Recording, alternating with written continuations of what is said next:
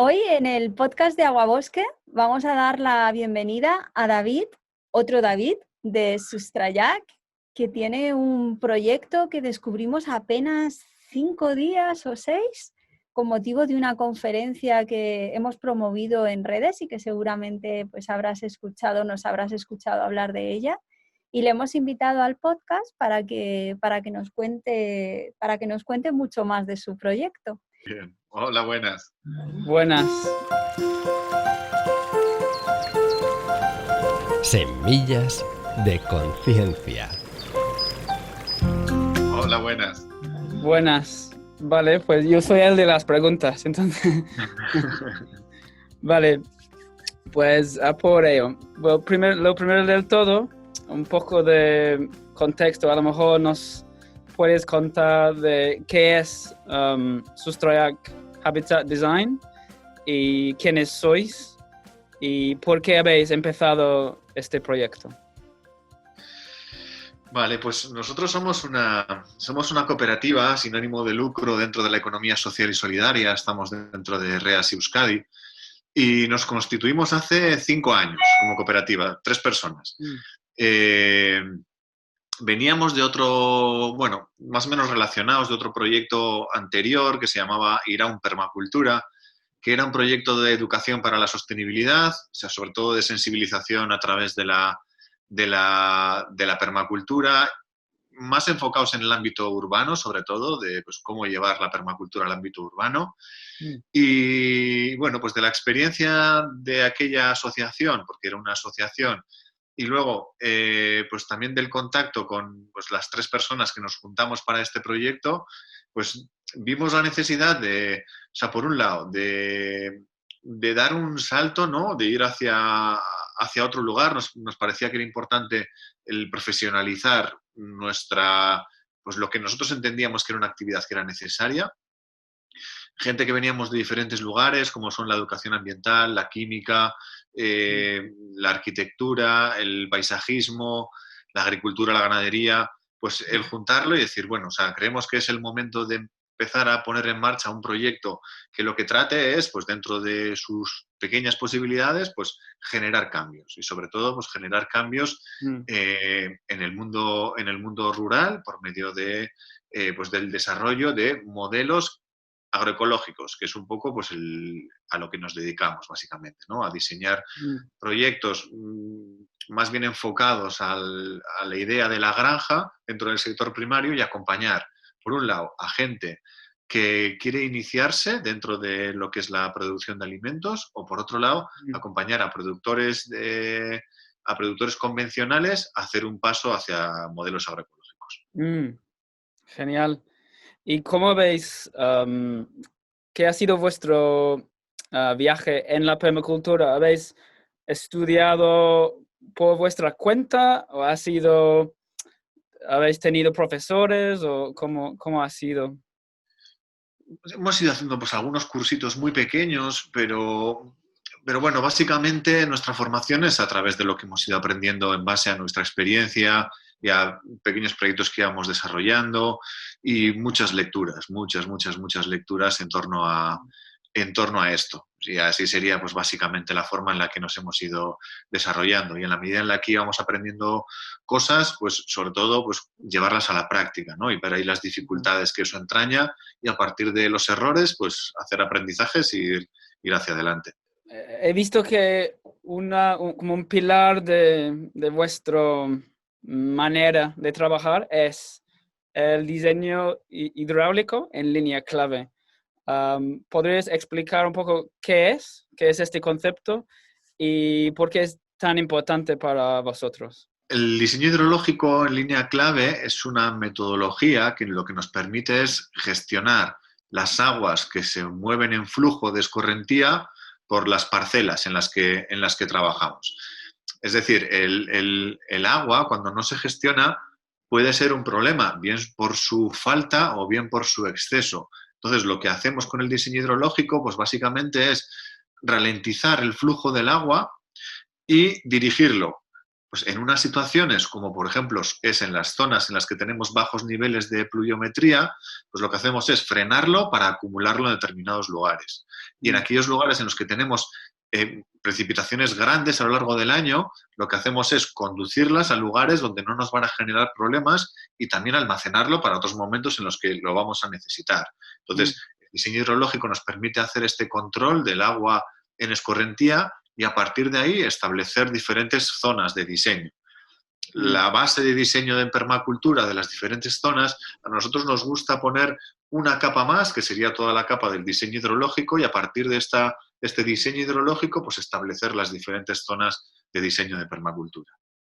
¿Y podrías dar algunos ejemplos de trabajos de tierra que se puede hacer para frenar el agua y absorberla? Pues podemos hacer diferentes trabajos, como puede ser pues el establecimiento de canales de captación, que estos canales de captación precisamente lo que nos van a hacer es en una mini cuenca hidrológica pues captar el agua que se mueve en escorrentía y dirigirlo hacia puntos de acumulación, como son los estanques. Y esos estanques establecerlos también en puntos clave, ¿no? a partir de esas líneas clave. Eso también nos va a permitir pues, establecer, por ejemplo, el marco de plantación en línea clave de zonas para frutales, para bosques comestibles, o establecer también pues, las calles de pastoreo para la ganadería, o establecer incluso pues, los bancales permanentes para la producción hortícola. Serían como algunos de los ejemplos de cosas que podemos hacer con línea clave. Pero también es muy interesante a la hora de establecer caminos, porque los caminos cuando se diseñan en línea clave pues siempre van a estar ubicados de tal forma que van a tener el mínimo desgaste por erosión posible de todo ese movimiento de agua, y es algo muy interesante también. Línea clave es como otra manera de decir nivel de contorno. No necesariamente. Las curvas a nivel pues son todas aquellas en las que todos los puntos están en una misma cota, en una misma altura, y con las curvas en línea clave hay cierto desnivel, con el objetivo de que el agua no se estanque, no se paralice, sino lo que conseguimos con las curvas a desnivel de la línea clave es conducirlo hacia los lugares que deseamos. Como un viaje, pero un viaje lento. Eso es, un viaje, pero un viaje lento para que no se produzca esa erosión del agua sobre la tierra. Genial. Y bueno, nosotros estamos en el sureste de la península, que es una zona semiárida. Vosotros estáis en el norte. ¿Qué sería la diferencia entre un proyecto utilizando un diseño en línea clave, donde estamos nosotros y dónde estáis vosotros? ¿Qué tendría en común y qué sería diferente? Sí, nosotros estamos trabajando en diferentes lugares de la península ibérica y con climas y con precipitaciones muy diferentes. O sea, ahora mismo estamos trabajando en una horquilla que va desde los 1.400 milímetros anuales que tenemos aquí en la costa de Guipúzcoa hasta los 350 milímetros que tenemos en algunas zonas de Burgos. O sea, tenemos un rango muy amplio de proyectos y de experiencia en esa diversidad, ¿no?, de precipitación que podemos encontrarnos. En las zonas como aquí en la costa vasca, que son zonas de elevada precipitación, es unos 1.400, 1.500 milímetros anuales, la estrategia fundamental es desaguar, es decir, eliminar el exceso de agua que podemos tener en las parcelas. Y ese trabajo es un flujo para eliminar la mayor cantidad de agua, sobre todo en esos momentos de precipitación que son excesivos, ¿no? Pero también en la cornisa cantábrica nos estamos encontrando con situaciones nuevas en el sentido de que pues bueno, el agua pues era siempre, o podíamos considerarlo en exceso, y ahora nos encontramos con que en los veranos cada vez son más secos y cada vez tenemos más periodos en los que necesitamos hacer riegos, cosa que antes pues no era tan habitual.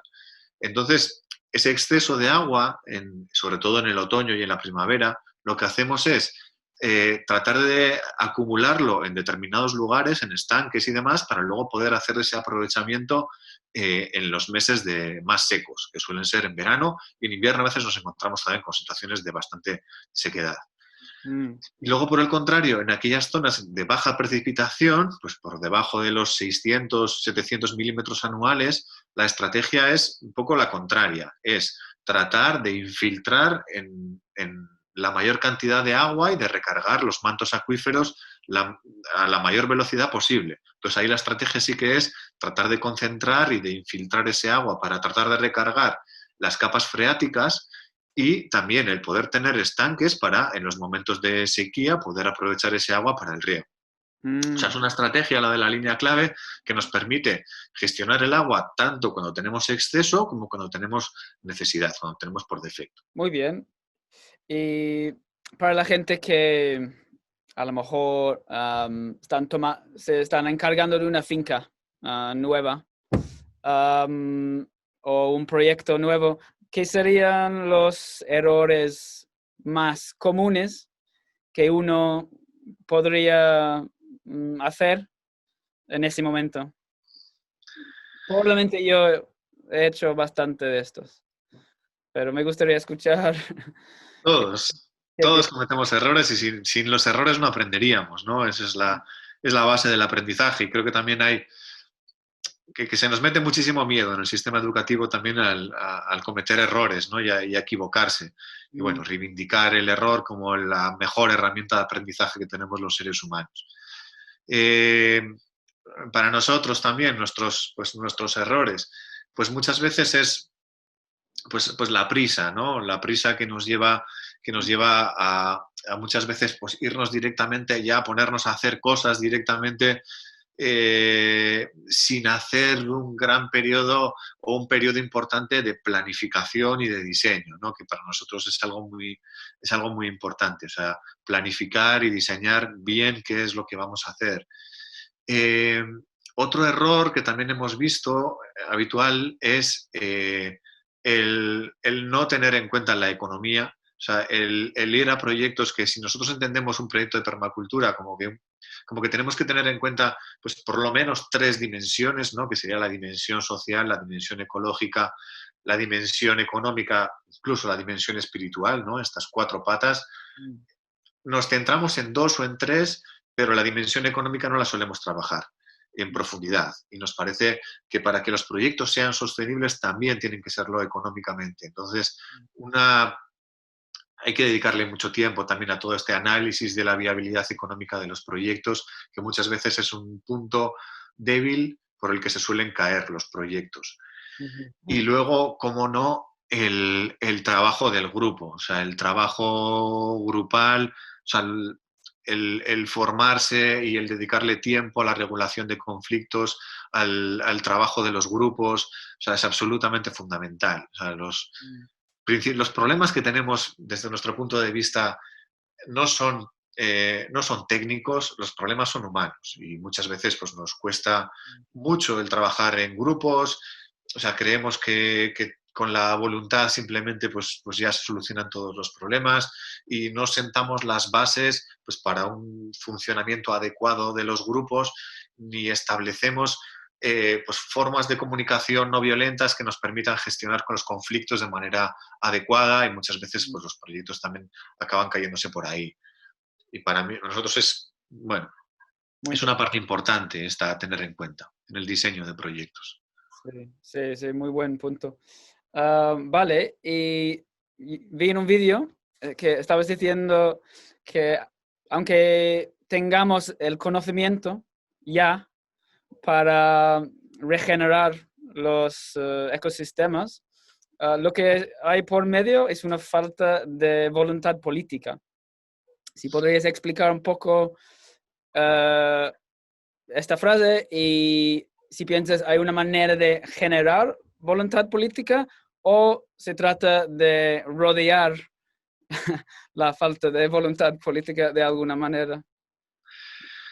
Yo creo que nos encontramos en un punto crucial de la historia y ahora mismo todas las estrategias son necesarias a la vez. O sea, creo que hay situaciones en las que pues, hay que bordear un poco, como bien comentas, ¿no? Y hay que ir generando ya todos estos espacios. todos estos espacios autónomos que estamos viendo que en muchos lugares se están desarrollando en torno a la permacultura, ¿no? Como pueden ser las ecoaldeas o como pueden ser proyectos pues, más autónomos o más centrados hacia adentro, ¿no? hacia las comunidades o hacia los grupos. Creo que es importante seguir desarrollando todo este tipo de proyectos, pero creo que es importante a la vez o de manera paralela ir trabajando en toda esta incidencia política, ¿no? Para que pues desde otros planos, como desde puede ser de la administración, se pueda favorecer y sobre todo acelerar una transición hacia todos estos modelos agroecológicos.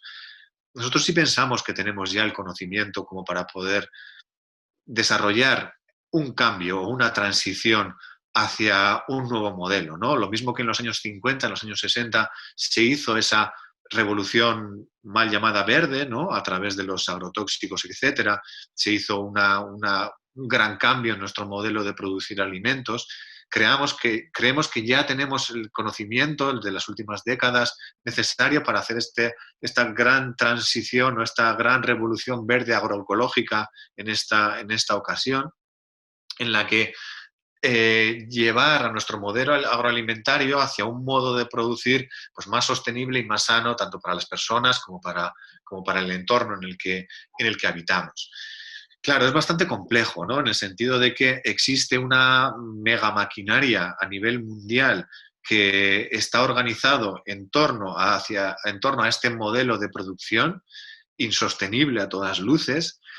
Y claro, los intereses que están creados a ese respecto son enormes. Y esta transición pues, es muy lenta, en el sentido de que pues, son grandes industrias las que están implicadas con grandes intereses económicos que van a hacer lo posible para que, bueno, pues seguir manteniendo su hegemonía dentro de este sistema de producción, ¿no?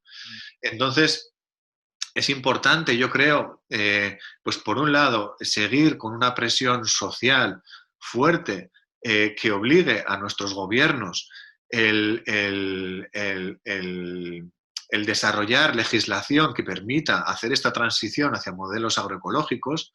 Eso es muy importante, que siga esta presión, pero creo que por otro lado también las personas que estamos dentro del desarrollo de todo este tipo de proyectos, o sea, tenemos que ser capaces de, a pesar de las dificultades que nos establecen las normativas vigentes, desarrollar modelos que sean, además de ecológica y socialmente sostenibles, modelos que sean económicamente también sostenibles. Porque en la medida en la que seamos capaces de desarrollar todos estos modelos que económicamente también lo sean, eso va a catalizar o va a acelerar que esa transición hacia estos modelos agroecológicos sea mucho más rápido. Porque muchas veces las pegas que nos encontramos es que sí, está muy bien lo que planteáis desde todos los modelos relacionados con la permacultura, pero económicamente, ¿qué pasa con estos modelos, ¿no? ¿Qué pasa con todas estas personas que están produciendo dentro de un modelo convencional que se encuentran atrapados ahora mismo? Pues dentro de grandes créditos, hipotecas, en el pago de tractores, que es la herencia de todo este modelo en el que han tenido que desarrollar su agricultura en las últimas décadas y que no pueden permitirse hacer una transición radical, digamos, de hoy para mañana hacia este tipo de modelos más sostenibles, ¿no? Porque económicamente no se lo pueden permitir. Entonces, creo que nuestro reto está en desarrollar modelos que faciliten toda esta transición hacia modelos agroecológicos sostenibles a través de modelos económicamente viables. Y eso puede ser, pues, junto con la presión social, pues, argumentos sólidos para que las administraciones desarrollen cambios en la legislación mucho más rápido que catalicen todo este cambio. Sí, muy bien. Pues hemos acabado la lista de mis preguntas. Muchas gracias, David. Muchas gracias a vosotras por la invitación. Sí, yo creo que ha sido muy informativo para la gente y seguramente podríamos hablar durante horas, pero no quería torturarte demasiado.